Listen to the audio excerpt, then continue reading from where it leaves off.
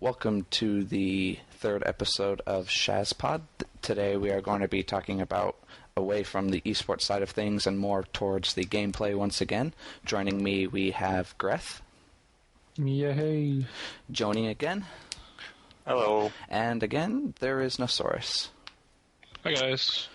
So one of the first things I figured we would talk about today would be what we think the tournament formats would line up to be this for this particular game. All the other big esports seem to be doing things a little differently in terms of number of matches, single elimination, group, league, box, the loser picks, map, or set pool, things along those lines. What do you think would be best for a tribes type of competition?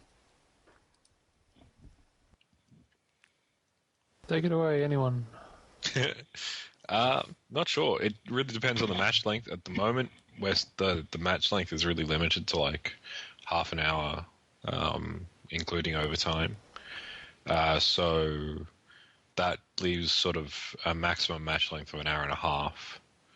But Tribes is one of those games that's quite likely to consistently go to maybe an hour and 15 per game, which is quite long.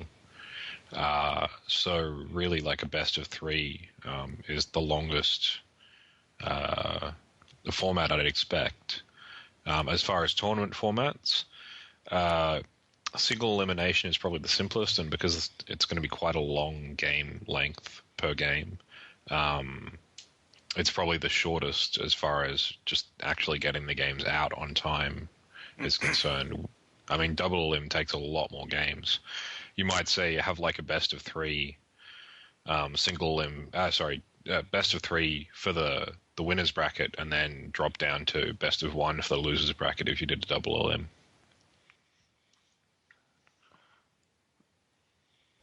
What about you, Greth? Johnny? I would personally favor the league format myself. Honestly, I think a couple of formats will pop up, and people will either choose or play all of them. But yeah, my opinion is the league would suit it better, especially for the start, because that gives every team the same amount of games to play each season, and it doesn't just let the better teams carry on for longer, which single or double elim would cause. Yeah, no, I mean, for a sort of an online long-term tournament, obviously, I think a league would probably be better. I'm not sure what format you'd use, whether it just be round robin or group stages, like little independent round robins or whatnot. But yeah, it's going to be interesting to see if Hi-Rez actually chooses the formats and organizes that when those first tournaments come out, or whether they kind of leave it up to whoever else is helping organize. Wow. I think it's going to be hell for the casters either way, because I can see myself, in a 1 hour tribes match, 8v8, alone. That's going to be fun. So yeah, I'm just looking at it from that point of view, and I'm just getting worried already. The amount of games that can be produced, and the amount of content that's going to have to grind through, you know. So I don't know. For me, either is good. I just need a casting buddy. That's what I know. Yeah, especially with the speed and pace of Tribes, I think multiple casters is definitely going to be the norm. Better?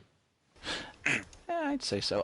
What about... Okay, so a couple of the things on the list we already talked about yesterday. What about community maps? Do you think community maps are going to have a really strong position in competitive play, like they do in, say, older StarCraft? Even new StarCraft?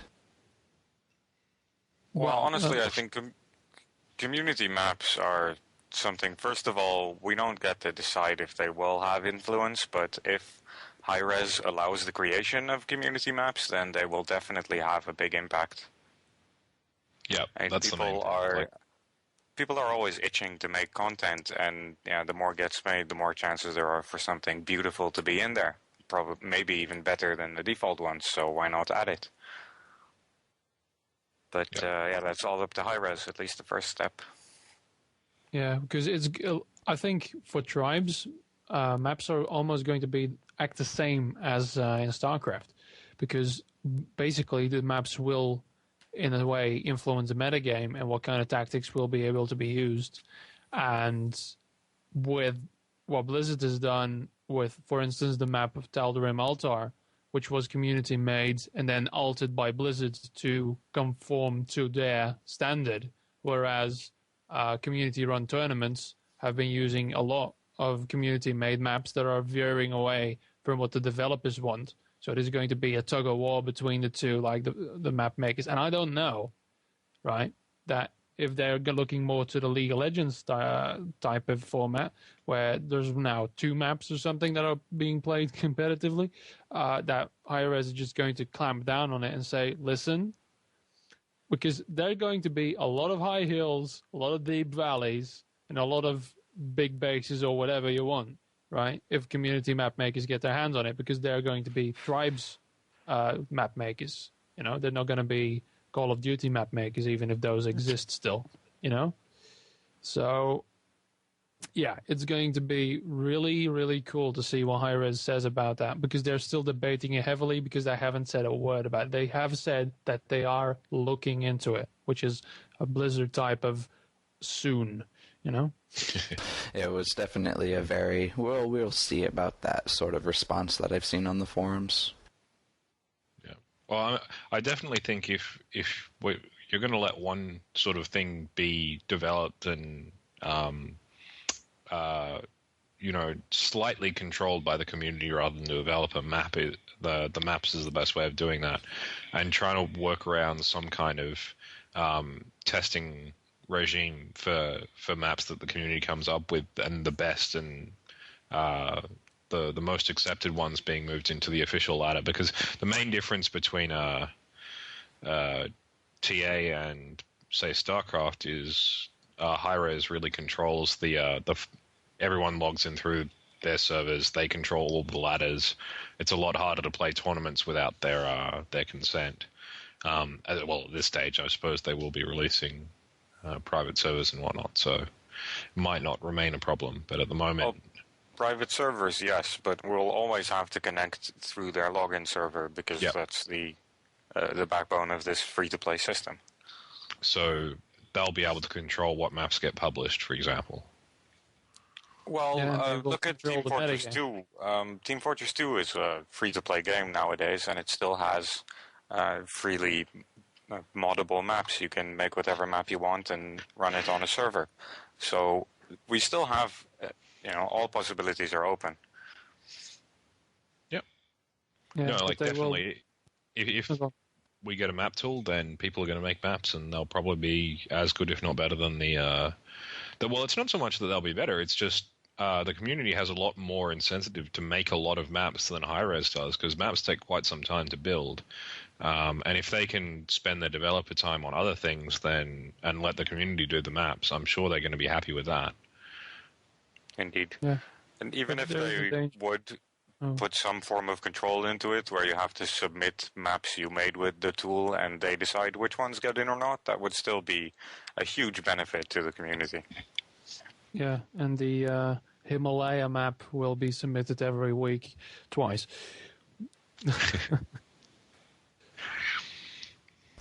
What about, I know we've talked about call downs yesterday, I believe, and there's been a lot of buzz on the forums about them. What do you guys think about call downs? Personally, I think in competition there shouldn't have them. It puts the focus more on player skill and player ability and less on, what greatly timed call down they placed. Of course, there's ability in that, but I think without it would be better for competition.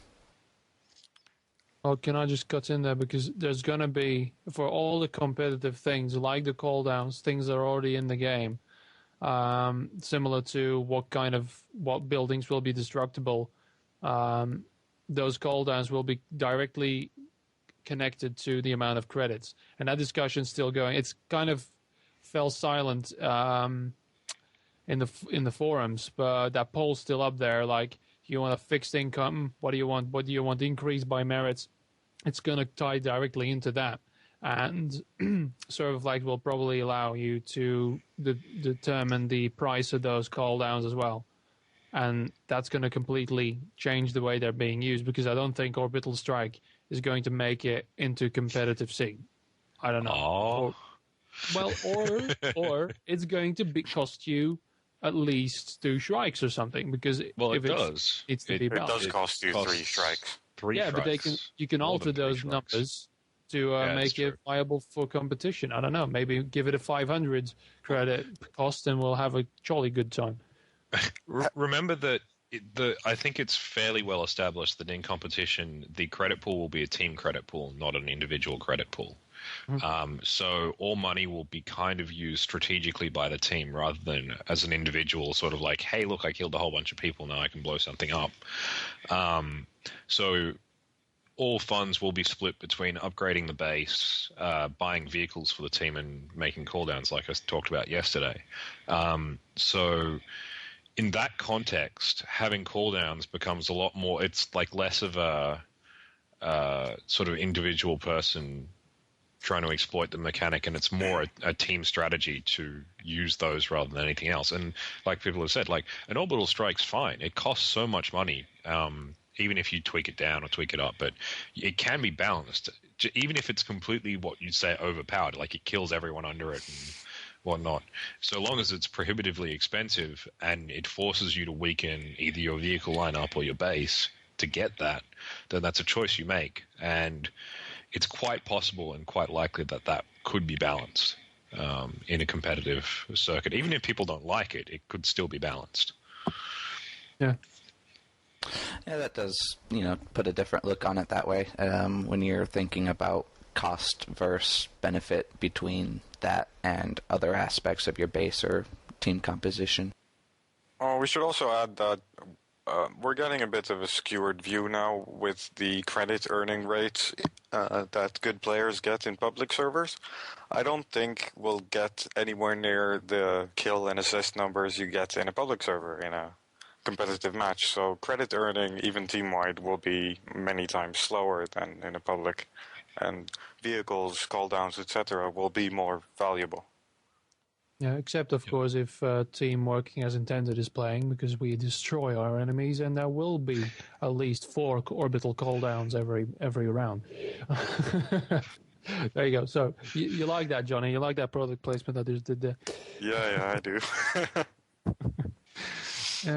Now watch us be proven wrong. Anyway, maybe onto this discussion.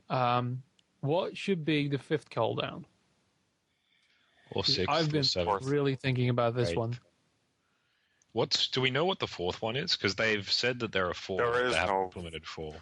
There is no 4th yet.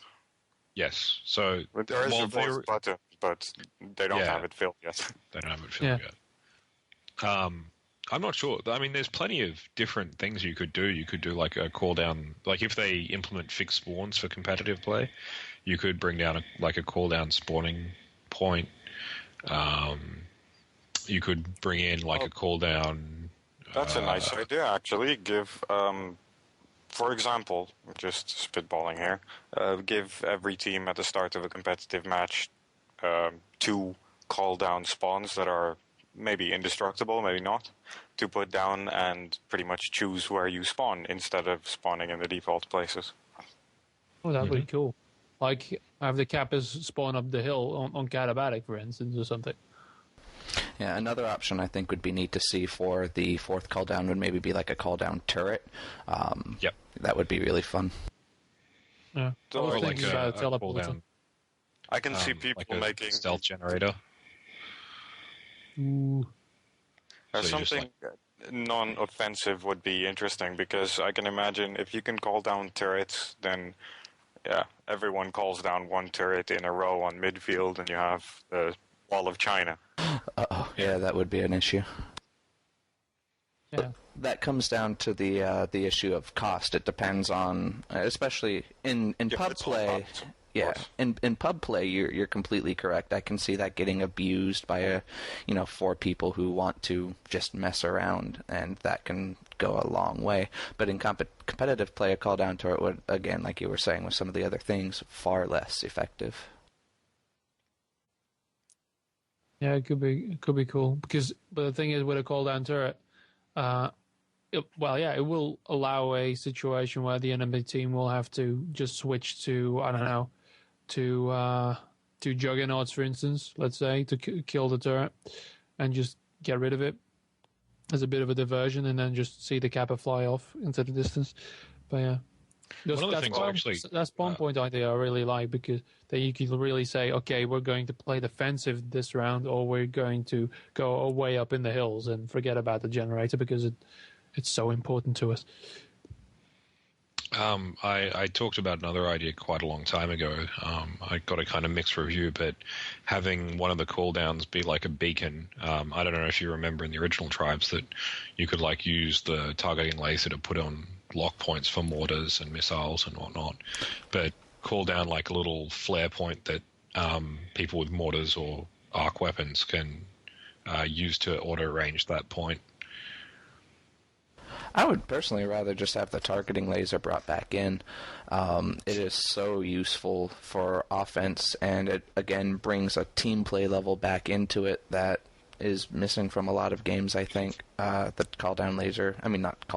the targeting laser would be a great addition for Ascent, especially for the heavies. Give it a nice bright color, make it only show up for the friendlies, and voila, you have an excellent extra tool. Yeah. Though, I mean, I guess, like, people are going to be able to use the existing targeting laser to do that kind of same thing. Just be like, go shoot that. I'll point it at with this beam. A bit, but the targeting laser was so much more useful because it actually extended a little target where you had to aim your mortar, and it would then, is I awesome. think for like a tactical advantage like that, giving it a credit cost makes it less of just like I use this all the time and more of a choice to use it. Because I mean, as it stands, the mortars aren't that hard to hit things with. So in normal use, like you really don't need that sort of assistance. However, in comp play, when the heavy's probably having to like ski around in circles to stop themselves getting killed, having it might be a lot more useful. So I mean, it's just an idea. I'd love to see the old either the old one or one that actually cost credits be put in, because I definitely think like the targeting laser was one of the best aspects of teamwork in Tribes, the earlier Tribes. I think they're actually, because you did have the keybind L for the laser. It's floating around somewhere in the deep bowels of Tribes Ascent, I think. It was available in alpha. Only, I think they just had it in alpha because there were no cooldowns yet. So it was usable, but didn't deploy anything. Mm. And it was bound to L back then. So, yeah, I don't know if it'll come back, but it is there. Yeah, so thing to consider.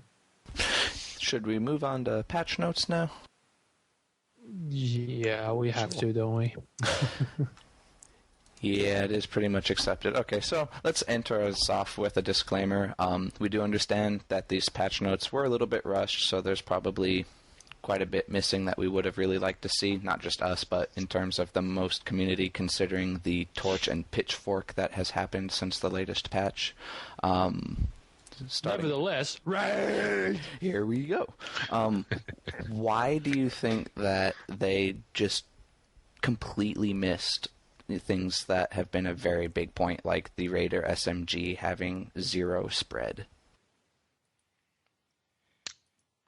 Because the spread is the problem. It's the damage. Because yeah, I agree. The spread is not a problem at all. I think 0 spread on these types of weapons is beneficial, because it allows for pure player skill and not an artificial restriction getting in between you and your perfect kill. But it does indeed, the Raider SMG, I'm a fan of it. It feels great, but it does have quite considerate amount of damage output. I don't think there is anything in the game right now that will kill you faster. Yeah, sure, a mortar hit, but it's by far the most powerful fast fire weapon, and Yeah, it is harder to use than the hit-scan guns, but most people get it under control fairly quickly. Yeah, I bought the Raider, and after like 20 minutes of playing around with it, I was demolishing heavies. It just eats through them like nobody's business. Means heavy in less than a second. Uh-huh. Yeah. Now, one thing I want to point out, because, like I said, I can't really shout and scream at this patch, knowing that, yeah, it was rushed, but then you see the Raider, the grenade launcher's damage has been slightly reduced. Now, later, much later, when the threads of rage has already grown to about 23 pages, they said, yeah, but it was kind of a config mistake, and it just had to happen. Guys, listen. All right, I understand it was Thanksgiving weekend and all those things. You wanted to get a patch out, but really, communication breakdown 101. You know? You should have just mentioned that, because it made people explode. I'm sure there were 3 or 4 aneurysms among the crowd where just people's head exploded that they saw that. Guys, just little brackets, little parentheses, and just say, hey, listen, guys, we know about the Raider and all that, but this was just a little bug fix.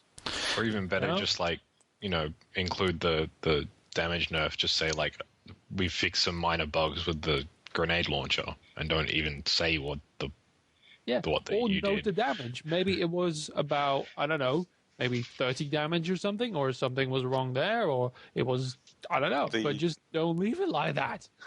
The damage output was inconsistent before. The grenade launcher would sometimes go way over 600 damage and sometimes way below on direct hits. So that's what they fixed in last patch, and that's what they told everyone after all the rage had already boiled over. Yeah. I'd also really like to see them putting out straight up numbers. So instead of being the damage on this has been slightly reduced, they should say the damage has been reduced from this to this. So you can see exactly how much both stats are.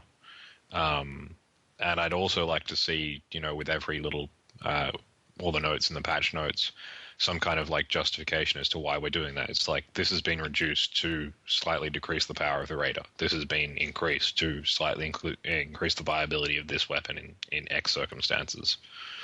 Yeah, you look at games like League of Legends, and every patch does exactly that. They explain why this certain champion got buffed or reworked, or why this item was either removed or changed in its way. They say exactly what the reason was and what they're moving it towards to do better. And I think if they put that in tribes, we'd see a lot less rage and probably a bit more understanding in terms of where the game's going, so people won't be so angry so fast.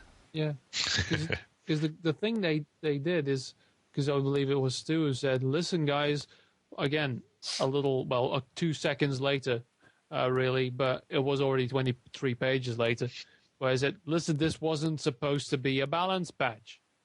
Well, say that up front. There were 3 things that people were expecting. The SMG or the Raider to be nerfed into the fucking ground. Then something done about Shrikes and Doombringers, but I'm sure we'll talk about that later. And then the Inheritance, which is another thing that everyone is talking about. Those are the 3 things. And then not to mention the loadouts and all that, that's more of an advanced discussion. But there were some issues. Again, the Juggernaut players. I count myself among them. What's going to happen to our freaking Molotov? Those are things that really a lot of people have said time and time again. And there needs to be an answer soon, because a lot of people, the beta's not even been going for 2 months. It's, what is it, 3 weeks now, 4 weeks almost? There needs to be some kind of answer, because I know it's still a development stage. We don't know what their plan is, if there's going to be a 6 or an 8 month beta, or there's plenty more to come and a lot of classes to be released and all that kind of wonderful thing. But I see Juggernaut's AP grenades are changed, and nothing has happened. That's probably planned weeks ago. The grenade launcher thing, probably weeks ago. But the people don't know this, You need to help them. Because otherwise they are going to jump through a window. Yeah, we also have no idea about their what their patch cycle is. We don't know what their internal development schedule is, so we don't know how far ahead their internal build is. I mean, coming from a code background, usually there is some sort of lag time between what they're working on and what's actually public, but we have no idea what that actually is at this point. Yeah, and it's a good sign that the community wants to be involved in this. You see, there's a lot of people who are now grown up in the tribes community and actually have backgrounds in these kind of field. And there's a lot of high quality feedback coming out as well. You know? And it would be nice to just acknowledge them, even just to pat them on the back and say, yeah, that's right, we're doing that. Okay, good. Bye-bye, we're back to our secret laboratory where we're engineering some kind of super raider. You know? I mean, on the upside, like, look at what, other than the slight, the class balance changes, what they implemented in this patch. They put in TDM, which, while the sort of experienced players will poo-poo all over, is a really great place for, like, people who don't want to play CTF and just want to practice shooting other people can go in and practice dueling and shooting. Yeah, it's really fun, and I like these people who are complaining on the forums about, like, it's really Team Rabbit and whatnot. No, the addition of a flagged team deathmatch in Tribes is fantastic, because otherwise people are just going to be skiing around all over the place. There's no focal point for the game, so there's no reason for people to actually come together and fight over anything. People just ski around and take pot shots at each other. Whereas once you have the flag, there's an actual point that everyone's going to converge on and fight over. So there's kind of like an incentive to actually get into a scrap and get hit and punch back. The cats have been herded. Yeah, exactly. Well, that is the wonder of Team Rabbit. Yeah, they added a first win of the day thing, which was something that I advocated. I don't think it's quite substantial enough, the bonus. I'd say it should be about double what it is at the moment. But it's don't give us methadone, give us the real stuff. They should also be more clear on how it works, because the first time I got it, I started playing on some random classes and specifically finished the match on the class I wanted the bonus on. And, of course, I got it on the first class. Because, now I know that, but it would be nice to have that info about the first win of the day, because a lot of people have classes that they already have 100k XP on, like my Juggernaut, which got another little bonus today. Yeah, I'm hoping that they implement shared XP fairly soon, because that means it's getting to the point where, like, even I'm sort of 10 out of 18 on like every single class that I have. So I haven't really been focusing on one. I've already unlocked all on Pathfinder and Sentinel though, so I'm starting to stack up XP that I'd like to use on other classes. So hopefully they get that put in. Especially now with this shared the first win of the day bonus going to really a random class. I think they're specifically waiting with the share XP function because they want to get more information about how progression is for free players, VIP players, and boosted players, and different classes. And as soon as the share XP function comes in, progression is out the door, because people will be moving hundreds of thousands of XPs back and forth and just maxing everything out immediately. Well, hundreds of thousands, that will be just you, I think. Well, me and the rest of working as intended. You can only move. Well, I'm presuming you'll only be able to move XP that's kind of like you can't take XP out of a class that you spent. So you can take all your match XP and put it in a single class, but you won't be able to like negate progression, as it were. You can only choose to focus on a single class. I'd also assume that they're going to be implementing some sort of exchange rate for shared XP. I don't think it'll be a 1-to-1 ratio. Yeah, I don't the next think thing should be. That would make it too hard for high-res to keep the progression-based players happy. Because it shortens the game. And that's one thing that I really have, the progression thing, I think it needs to be a bit more fleshed out, because right now it's just a gimme and kind of pointless after a while. It's just really to just give those junkies what they need. But these guys I don't know. Maybe like I've already suggested this a couple of times. Put in a choice. Put in a specking system where you say, okay, let's go for the energy and not for the bullets, for instance, or something, and maybe make it a bit more deeper. I know Actually, I that don't goes think in. an MMO-style skill tree would work. I think the best scenario is to simply max it out and have everything at some point. Because otherwise there will be... It is a shooter game. It's not about Yeah, what choices you make before the match, filling out your skills. I know, but I it's think it's just the me new being a Blizzard. bit bitter about it all. Just if you're going to implement the RPG things into tribes, okay, fine, just go all the way then. Try it at least, see if it works out. But yeah. You seem like the perfect customer for Tribes Universe. I tried World of Warcraft, didn't work out. Lost a lot of friends. The new, have any of you guys seen the new Blizzard talent system that they're implementing in the next expansion for World of Warcraft? Sorry. I actually haven't. So they're completely dumping, the old sort of talent progression where every level you get like 1 point in this tree system, and they've replaced it with a system where you have, I think every 15 levels you get a choice between 3 talents, and I'm pretty sure you can fairly easily like just switch between those talents depending on what you want. But as you progress like through the levels, you get this sort of stack of choices where each level you have 3 choices and you can only pick one of 3. So I can imagine if you implemented this in the tribe skill system, for example, like you'd have the first tier would be a choice of you get plus 10 energy, an extra grenade, or plus 10 spin fuser ammo, and the next tier would be some different stuff, and the next tier would be some different stuff and some different stuff, not necessarily more powerful, but just giving you more options. And occasionally maybe like an ability. So like maybe the impact nitron wouldn't automatically knock the flag off, but you get that as like a perk for the class. You can choose it, or you can have another ability like, I don't know, maybe what the Iron Grip does now for the Pathfinder, like you never drop the flag. So implementing that and allowing someone to customize their class a little bit more. And as you get XP, you can sort of unlock these tiers of talents. Though, I mean, I'm not sure how well that'll work. That's always been like an MMO thing rather than an FPS thing. I really don't like the idea of skills and talent progression too much in FPS. Like, it can work, but I think it would be better like the LoL system, where it's just a very, very subtle thing that adds to your... Yeah, but if you're going to do it subtly, why do it at all? That's my problem with it.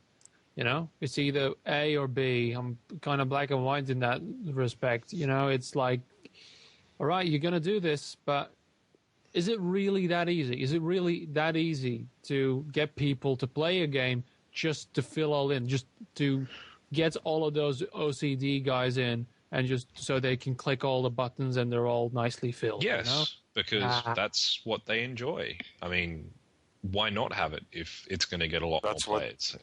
That's exactly. what but is it going to benefit gamers the enjoy game nowadays? Is it going to hurt the game? I don't think it does at this point. Hurt it or benefit it? Yeah, but the kind hurt of it. I don't think it does hurt it at all. No, I mean, even I've been playing with a whole lot of seasoned Quake players and all people that are diehard FPS players and start projectile vomiting when they hear about World of Warcraft. But they just see this skill system, think, oh well, in a week or so I'll have this filled out and it'll be fine. And well, on the other hand, you have the people that like progression and they enjoy it more. But either way, it's not that big of a deal. Even if you don't like it, you get through it, and it's not, for me especially, I don't like it, but it wasn't a big hassle, so I sort of enjoyed it. It didn't get in the way, so... It's a very noticeable amount of improvement, though. Like, I went from going a fully unlocked Pathfinder to a completely unlocked jumper, and like the difference between those two is just like even more exponential than it is between Yeah, but turn like a that fully around. unlocked Pathfinder and jumper. Yeah, but the fully unlocked jumper would still be less than a fresh off Yeah, the exactly. press So finder. like I So was just going like, what the hell is this class? I try and do like a boost that I'd be able to do twice on a Pathfinder, and I barely get it out as a jumper. Yeah, that's. And then like I I don't know run what out of the ammo next with the launcher. topic would be, but maybe the class balance would be a nice thing to talk about right now. Well, no, just I just want to finish this point on like what they All right. actually added in this patch. They brought in the orbital strike, which people can talk about, and I mean, it's cool. They finally implemented. They got rid of it, having it as a perk, and put it in as actually, there's something that everyone can use. And in pub servers, I think it's cool. It's like it's a reward for someone who's topping the server. It's nowhere near as bad as like nukes in Call of Duty. It's just this one time, hey, look, everybody in this area dies. If you're clustering, well, it sucks to be you. But usually, I've never seen someone get more than like 3 kills with it. I'm sure if you people look do. up while an orbital strike happens, you can pretty much avoid it, Yeah, even you if can you're get in the out of it middle of too. it. It doesn't Like cover the entire area. Yeah, It and if you actually see has the laser, like the moment the laser triggers, you get this huge column of slight distortion before the strike hits. And if you're skiing at any speed, you just get out of it before the thing hits. Yeah, it really Yeah. only. I've tried it many times already, and you only really get the people that just refuse to get off the flag stand or didn't notice it at all. It's not any more powerful than the tactical strike is. It's just more noticeable, even. But then, okay, so now we have reduced token amounts. That's a pretty huge change. Over 33%. Yeah, I was going to ask how much is it, because that is something that everyone has been asking for, and I feel like this patch has a few instances of that where something everyone has been asking for was just overshadowed. The reduced weapon size thing that people have been clamoring for since like pre-beta, that's come in. They've introduced matchmaking in this patch, which is in the Australian server is definitely necessary. Like I've noticed there's an absolute huge change between this patch and the last patch playing CTF. Like everyone when I'm playing CTF now, there's nobody hanging around the bases being idiots. Like everyone is doing a job. They're either capping, they're base raping, capping, or doing base defense. There's no one just kind All of three like of you. hovering around. You should come and enjoy the European player carousels around the bases. They just walk circles and shoot people that get close. It's still massive clusterfuck at the moment. Yeah, And they that's say another they thing. fixed a bunch Should of the ski death bugs. penalty for llama grabbers be implemented? Yeah, they should be stricken down by a llama with electrified feet. And they added objective markers, which They there's were so many actually of them now. already. They actually were already there. You just had to Well, press they just O added to more. activate them. And They added now they're the like repair guns, and I think there's another thing that wasn't. they were visible already there. before. If you No, pressed and you- O, they were visible, but now it's become default.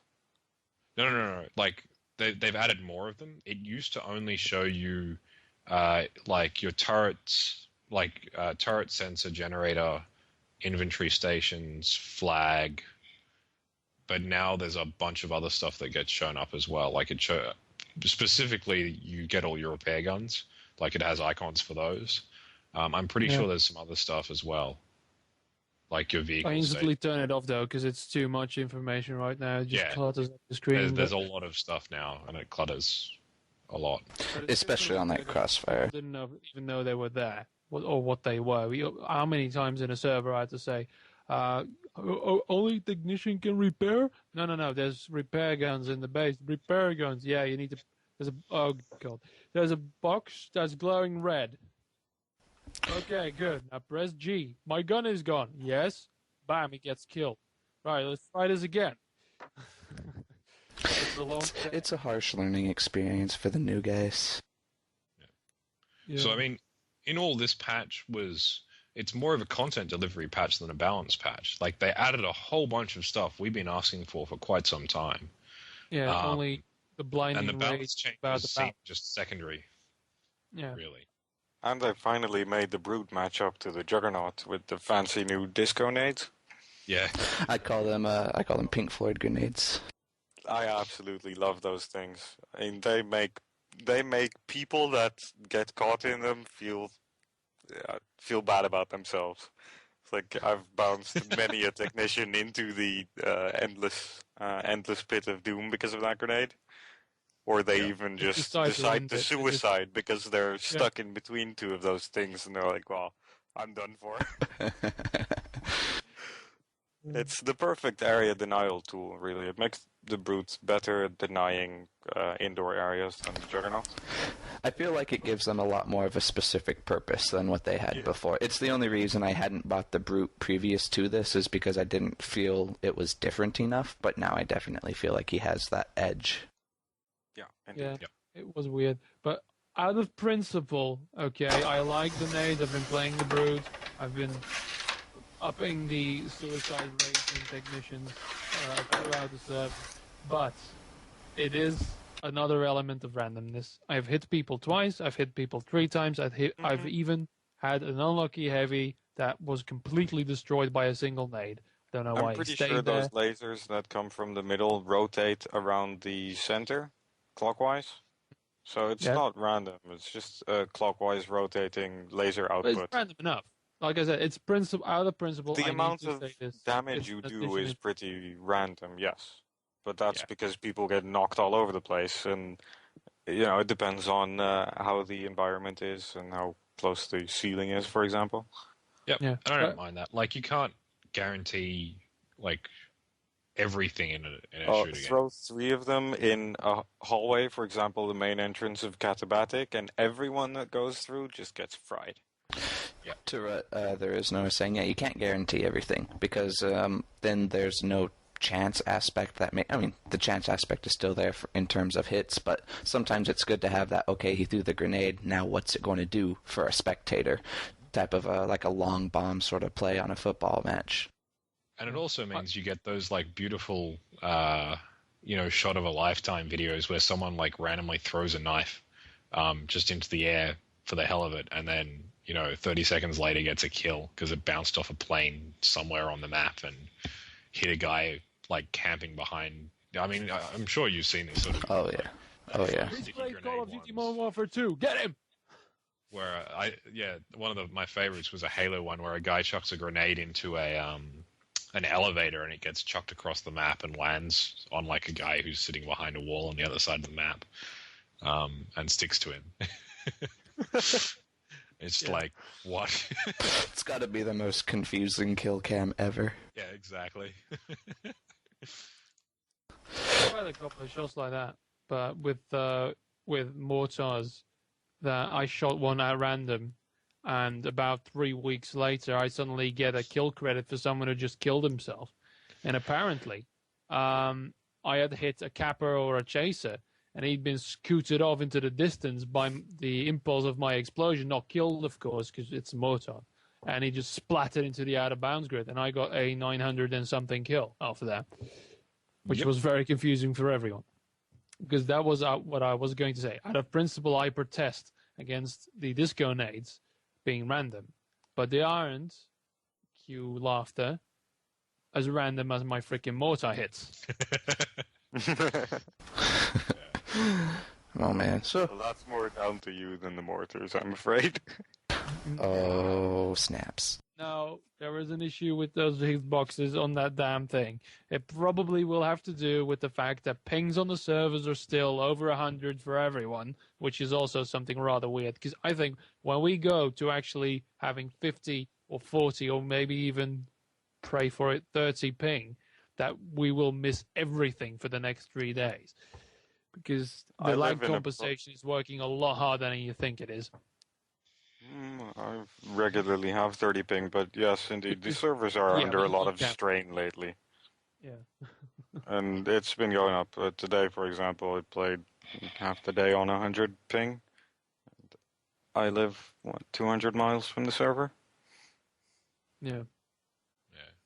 No, I mean we've Where actually is the had some server in weird Europe stuff anyway? happening on the Australian servers where like every alternate game occasionally, like we get put on a 300 ping server, like everyone has 300 ping. It must be we were getting put on like a European or an American server, and it was just like the most hilarious thing because everyone would just not be able to do anything. I can hear Benny Hill music playing already. Oh, Sorry. static. Yeah, that was me adjusting my mic. Don't ever do that again. There was a couple of other things that I wanted to talk about in the balance changes. Go for it. They added, they've changed the health regen to be Ugh. 50% increase.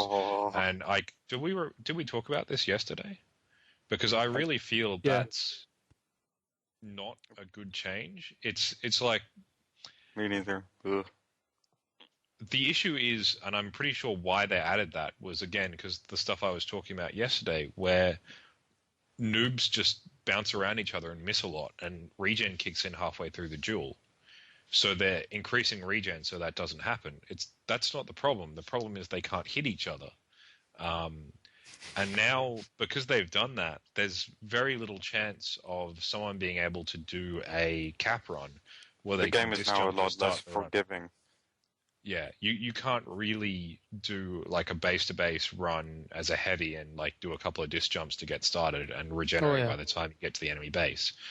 Or you can't do a cap run where you disjump a couple of times to start that and be fully regenerated when you get to the enemy base either. Which I think that's very important because Having to stop on every route if I want to arrive full health. I think one of the big things that people have forgotten about this game is lights are about as fragile as they used to be, but old lights had a health pack that gave back how much of their health? Like what percentage? 35. Was it 35% of your health? Or was it Something just a like that. set number? So they actually had as much health as mediums do now, just not in one block. So unless they got one shot, they're as tough as a medium is currently. Yeah. Mediums were a bit tougher than they are now, and so on. So lights are really fragile in this game, and without the regen, like if you're not only having to like go through without a health pack, but you're going through on less health than full health already, you're ridiculously fragile. So having that health regen is absolutely essential, especially for the light classes if you're doing caps or chases. Well, a lot But of it is- people will disagree with us here because regen has been a very much discussed topic. But in the case of regen staying, I definitely think that the previous version was better than it is now. It's I getting in want the to. way of the 'cause- flow of the game. Yeah, I want to say because for the discussion that was going on right now, I think most of the veterans and a lot of the community people, because I can remember the epic thread where it really got heated about this subject. That it was basically back to, all right, regen. There was an issue with it. Okay, there was a problem with it. It needs to change somehow, and the solutions were, as found in that thread, and I sort of agree with this one, is to have an activated regen with or without a cooldown that you can say, now I want to regen, and then have several minutes, I don't know how much, maybe even just forever, have that.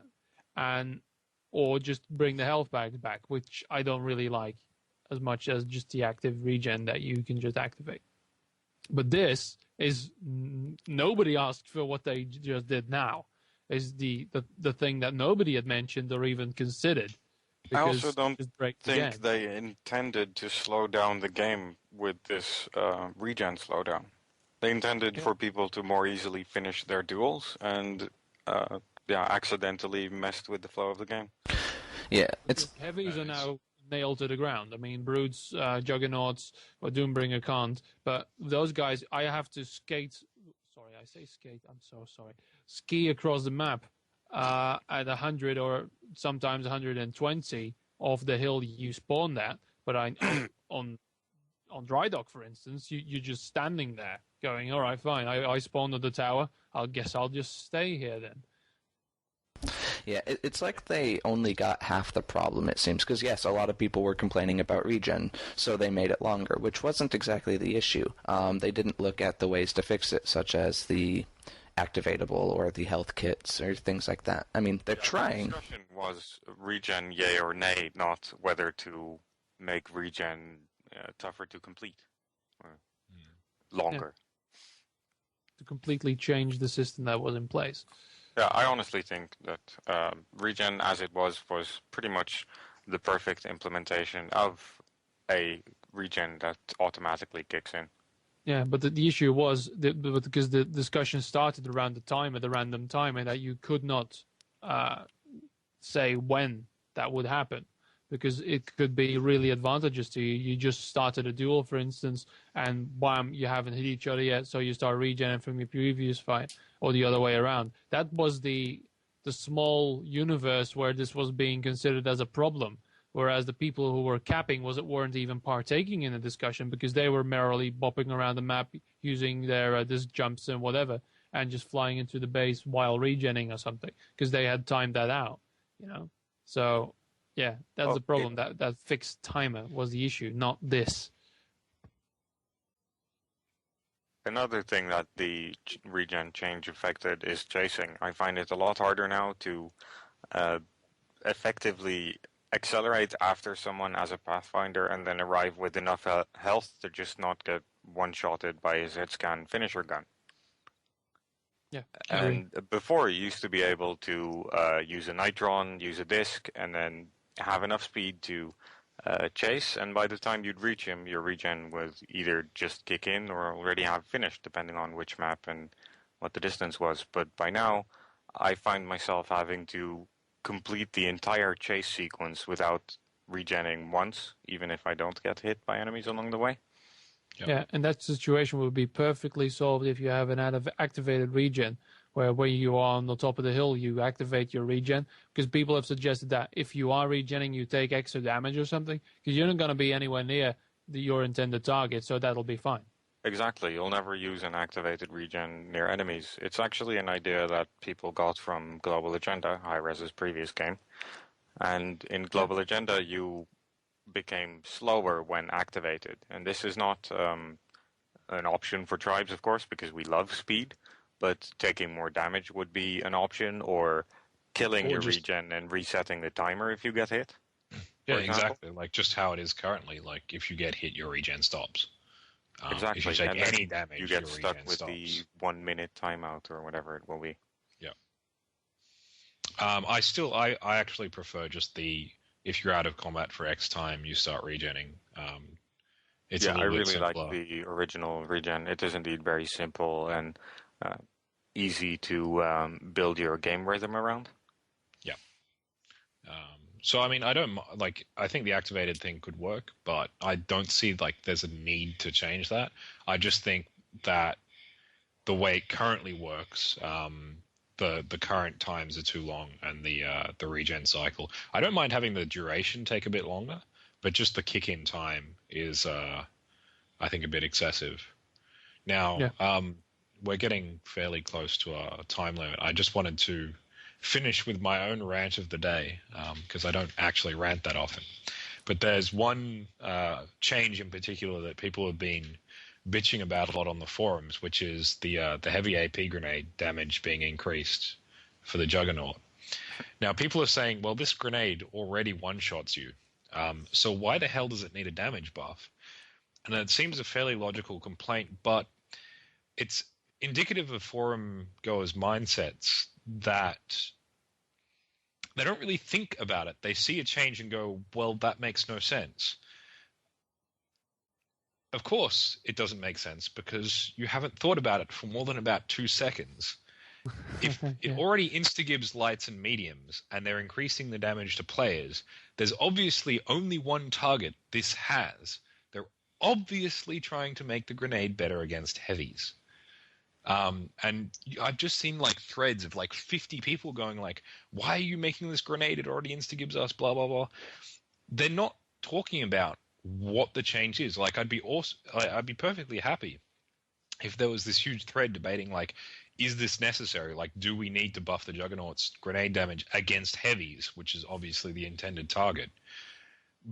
But nobody's even acknowledged that that is the intended target because everyone's too sort of caught up in their jihadi rage, if that.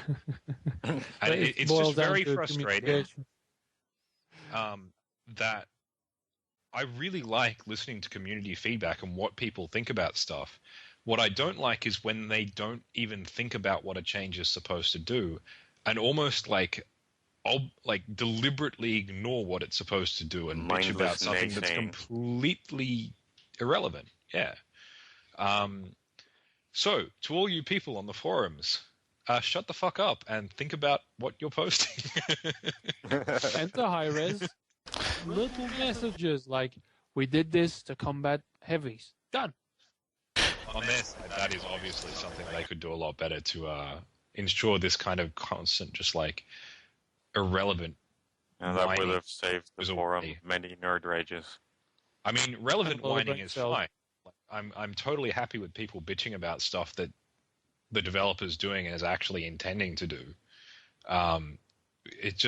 There's so much of the forum that's constantly taken up at the moment by stuff that it's whining about things that are completely irrelevant. Like, the developer obviously didn't intend that. And there's like no reason to be talking about it at all. And it's really annoying to just have to dredge through these huge forum arguments where 90% of them are just nobody's actually hitting the point. So yeah, think about what the changes are for. Like for something like that, where it's like really obvious there's only one thing that they could be doing, then, talk about that rather than bitching about the stuff that it's obviously not intended for. There's a lot of changes where it's not that obvious, but for the ones where it is obvious, talk about the thing it's for, not everything else. Please. You'd make me happy. One thing, though, is that if the community starts setting up their own forums again and people start flooding to the esports hubs and all that, heavy moderation, like the Nazis on Team Liquid that everyone loves, will help with that kind of conversation. Because, of course, you have a couple of type of people, the ones who are actually meaning to have a meaningful conversation. Sadly, I'm still one of them. But there's also just people just hopping a subject or gone so far into the theory crafting, as we said in StarCraft, the theory crafting of just going on and just going further and further away from reality and not even thinking about other subjects.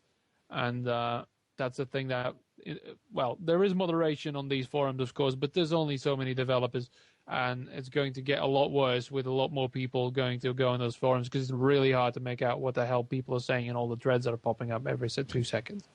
Look, I don't mind that. Like, it's good to have sort of these people who their mindset is very theory oriented. They think a lot about everything. It's a distinct sort of type of player. And the result of that is you get people like, you'll know this from StarCraft, Greth, people like Spanishiwa who come up with these weird builds based on a really strange understanding of a particular timing or how a particular thing works. So, I mean, it might seem like kind of like aimless waffling for most of the time, but it does have value. The problem is when it's mingled with everything else. So there really needs to be a distinct space for that and distinct space for like active feedback about high-level play and active feedback about low-level play, like specific forums for specific areas of feedback and discussion, as opposed to just like this general idea of like, hey, let's talk about this gun in every context possible. Because then you'll have like the low-level player going, oh, it's overpowered. The high-level player going, oh, it's underpowered. The theory crafter going, hey, did you know this interesting thing about its 8th bullet? It does 2.6% more damage. Shut up! And everything just gets mixed up, and there's no real continuation of the discussion, so it's very hard to follow. This goes without saying that maybe as a closing thought that high-res get the private servers running, get a competitive scene going so we can actually stop guessing towards what will happen in the competitive scene. And a lot of things, a lot of cans of worms will be open there, I think, when people start actually of small teams, not just the 16-16 fest. Well, of course, in Australia, the 3v3 scene there. And just, see what happens. So we can also start bitching about whether or not the Sentinel's overpowered, because I really want to see this guy in action to see what actually happens with it against non-llamas. I've seen some insanely good Sentinels practicing on Rabbit. Vect was his name, V-E-C-T, and he just demolished everyone. He had second place and never touched the flag once. Yeah, but he had second place. That's the thing. He didn't win. He did darn well. He did, but that's the thing. Snipers, and I will just say this real quick because, well, I got into it. So, a sniper is a very important part of an FPS shooter. Now, the thing is, in Tribes, is it there? Is it not there? That's another discussion. But when a sniper does well, he kills everyone. When a sniper gets shot first in like a Call of Duty game, 1 and 2 or Medal of Honor, or even Counter-Strike, then the team will suffer horribly for it. If you have a sniper battle going on, it'll be very hard to actually be useful, at that point. So in a public, me being a sniper in the old days, I was top of the server every single time. I killed monstrous amount of people because they were just running around like headless chickens. In a clan war, if I died first, our team would probably lose the round because key things wouldn't have happened, or the other sniper wouldn't have been killed. A lot of things are on the shorts. I want to see in competitive play how the Sentinel works in that regard. If he's getting haunted by a happy jumper who just has to have that job of keeping the Sentinel down, we'll see what happens. Because if a Kappa, on Crossfire there's going to be a problem, but on Katabatic, if that chaser or that Kappa, is around the corner, if damage fall off sets in, it's going to be really hard to stop that guy, especially if you're constantly getting mortared, for instance. So that's those kind of things. That's why I want to see the competitive scene start quickly, so we can have this envelopment and on release. Yeah, and I'd also like to say, when people say the Sentinel's an overpowered class, it's a very, very, very, very high skill ceiling class. Like both the guns, the pistol and the sniper rifle. People say, hit scan, oh lol, easy. But then you play on an Australian server where like everyone's going at 100 kilometers plus constantly. If you stand still and fire like more than 2 shots, someone spin fuses you in the face. So you have to be sniping against targets who are moving 100k an hour while moving over 50k yourself, and getting like good scope times so you can actually do damage to them. It's not an easy class to play, so it might be very powerful, but it's one of those sort of classes that's going to be chosen by people who are very, very good at it, and then someone like who's new, like me, will go, "Wow, that looks amazing! That guy got like 20 kills with the sniper rifle. I'm going to do that too." And then you get the sniper rifle and you can't hit more than 1 in 32 shots. Yeah. Like I remember when I first picked up the class, I couldn't hit anything, and I still don't hit many shots. I'll hit maybe 1 in 5, so one out of a clip will get a clean hit. Yeah, because the skill travels, well, it transfers from other games, and a spin fuse you probably won't if you haven't played Quake or something like that. If you've been playing Counter-Strike and Call of Duty, the sniper will carry over, so the people at the start will be better at the sniper because it is something that people know. It was the first class I unlocked because I said, "Oh, sniper, I know this." And yes, I did know it, and I could kill a lot of people with it. I couldn't. Adam did my second kill with a spin fuse yet, but I had quite a score with the Sentinel. I mean, I primarily played a sniper in both CS and Battlefield, which were my 2 old sort of shooter games, so I'm not unfamiliar with sniping. The big difference I found in Tribes is you could kind of like in CS or Battlefield, you can kind of swing your crosshair onto the target because they're not moving that fast. So like you'll be able to know where they are, swing a crosshair onto where they are and click and get a twitch shot onto them. Whereas in tribes, if you do that, you'll miss them. Like 100% of the time, you have to track, predict where they're going, put your crosshair just in front of them, and click on them as they go through your crosshair. You can't like put your crosshair on someone particularly easily because they're moving so fast, and usually they're about 300 meters away. So you have a tiny little target. Like the guy you're targeting is smaller than the little ring in which, like... I hate that, by the way. I want a dot in there. I really want a dot.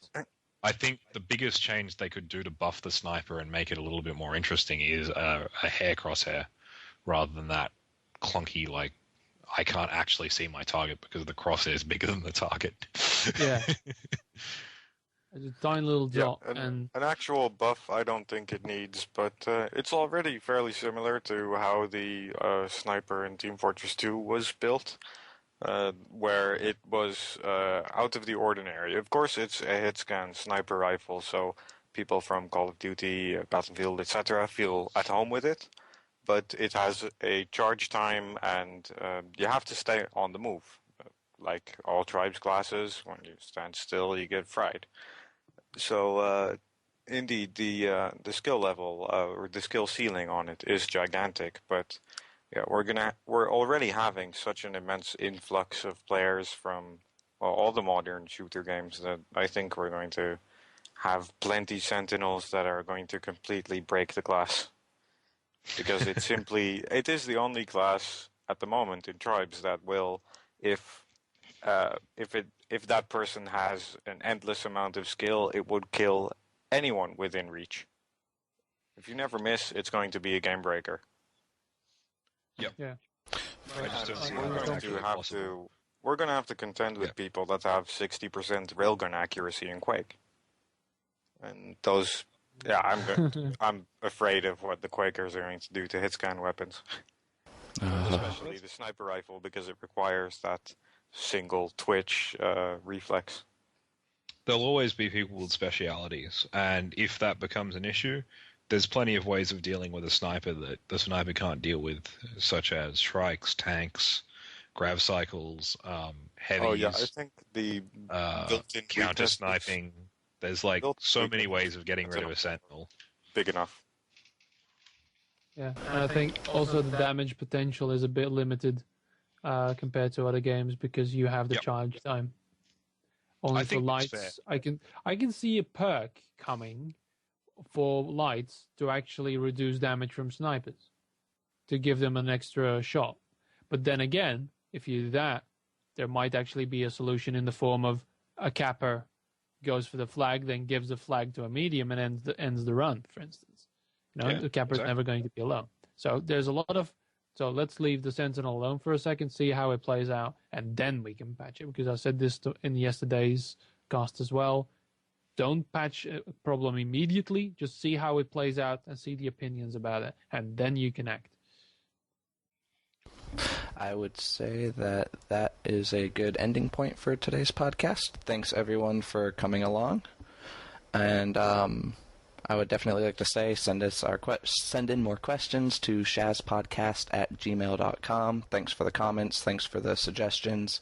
Everything is going out pretty well, and we continue to improve quality every day. So thanks for all the suggestions. Just let us know what you need to hear, and we will gladly answer. If you want to be a guest, also feel free to send me a PM on the forums or send an email, and we'll look into it.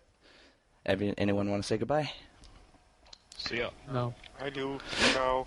All right. Have a good day, everyone.